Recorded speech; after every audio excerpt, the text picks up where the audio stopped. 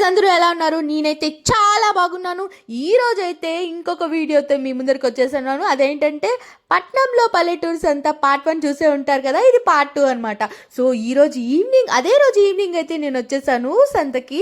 ఇక్కడ చూసారా ఎంతమంది జనాలు. ఇక్కడ సాయంత్రం వచ్చారంటే నా స్వామి రంగా మినీ జాతరే. ఇక్కడ దొరకని వస్తువు అంటూ ఉండదండి. చూసారా ఎండు చేపలు, నిమ్మకాయలు, కూరగాయలు, అది కూడా తక్కువ రేటుకే మనకు దొరికేస్తాయండి. ఎంత బాగుందో కదా. ఇక్కడ చూసారా అద్దాలు, దువ్వెనలు, ప్లాస్టిక్ సామాన్లు, ఇంటికి కావాల్సిన చిన్న చిన్న వస్తువులు అన్నీ తీసుకొని వెళ్ళొచ్చండి. ఒక 500 రూపీస్ కానీ మీ చేతిలో ఉన్నాయంటే వారం 10 రోజులు మీకు కావాల్సినవన్నీ ఇక్కడ దొరికేస్తాయి. చిన్న ఫ్యామిలీ దగ్గర నుంచి పెద్ద ఫ్యామిలీ ఉండే వాళ్ళ దగ్గర వరకు ప్రతి ఒక్కరైతే సండే సంత మాత్రం మిస్సే చేసుకోరండి.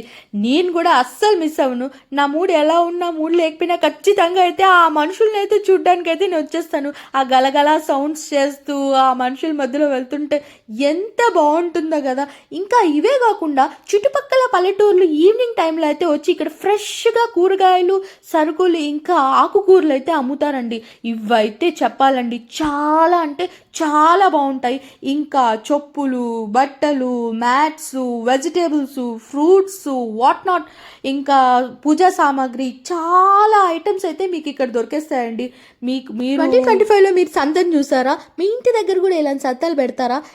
ఈ కాలంలో కూడా ఇలాంటివి ఎంజాయ్ చేస్తున్నారా? అయితే కింద అయితే నాకు కమెంట్ చేసేసేయండి. నేనైతే పక్కాగా ఇలాంటివి అయితే ఖచ్చితంగా మిస్ అయితే చేసేసుకోను. నా ఛానల్ నచ్చిందా? ఈ వీడియో నచ్చిందా? ఇలాంటి వీడియోస్ ఇంకా మరెన్నో మీకు కావాలనుకుంటే మీరైతే నా ఛానల్ని లైక్ చేయండి, షేర్ చేయండి, కామెంట్ చేయండి, ఇంకా సబ్స్క్రైబ్ చేయండి. అంతేకాకుండా ఇన్స్టాగ్రామ్ కూడా ఫాలో అవ్వండి. Okay, bye bye, see you, ఇష్క్ యూ ఆల్.